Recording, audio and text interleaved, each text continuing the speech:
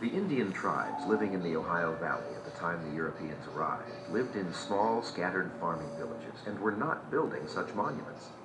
Most Indians, when asked, said they didn't know anything about the mounds. Others claimed the enclosures were forts constructed by their ancestors. The Indian Salvals, who are chiefly Chippewa, Delawares, and Vinehills, are of the opinion that these works were formerly made by Indians, before any white people came to the country, at a time that the nations always were at war with each other. But they have no certain traditions as to what nation they might have been.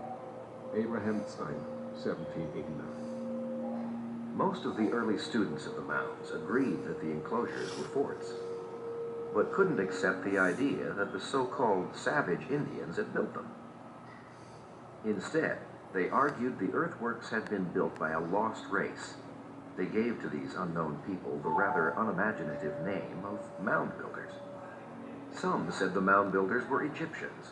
Others claimed they were Welsh, Vikings, Hindus, Toltecs from Mexico, or the perennial favorite, the 10 lost tribes of Israel.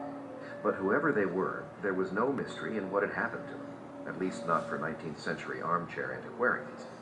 The mound builders had been conquered by the same savage Indians who now stood in the way of European colonization.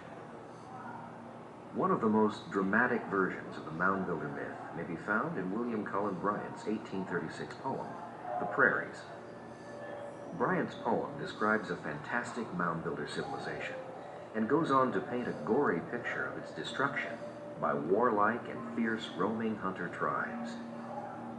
All is gone, all save the piles of earth that hold their bones, the platforms where they worshipped unknown gods, the barriers which they builded from the soil to keep their foe at bay, till o'er the walls the wild beleaguerers broke, and one by one the strongholds of the plain were forced and heaped with corpses. Such views of Indians and mounds appealed to some European Americans who found in them some justification for believing that they were reclaiming the Ohio country from savagery.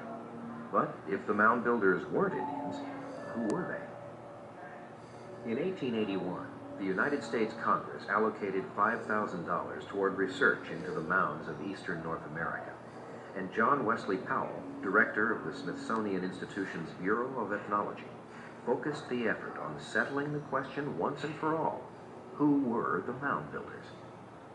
In 1882, Powell appointed Cyrus Thomas to the task of directing this research, and in 1894, the 12th annual report of the Bureau of American Ethnology appeared, containing Thomas's Report on the Mound Explorations of the Bureau of Ethnology.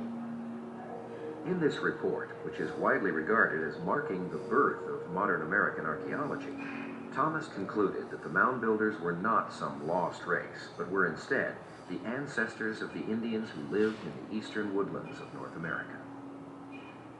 Cyrus Thomas did note that a few artifacts supposedly dug from Indian mounds bore inscriptions in various Old World alphabets. These artifacts, if genuine, would mean that at least some of the mound builders were not American Indians. But no evidence other than an occasional curiously inscribed stone has ever been found to show that Old World peoples ever came to the New World before the voyages of the Vikings at the beginning of the 11th century. And no 20th century archaeologist has ever found a stone inscribed with an ancient Old World script in any modern excavation of American mounds. So the mound builders were not a mysterious lost race from somewhere else. They were the ancestors of the American Indians, and their achievements rivaled the splendors of ancient Egypt, Greece, and Rome.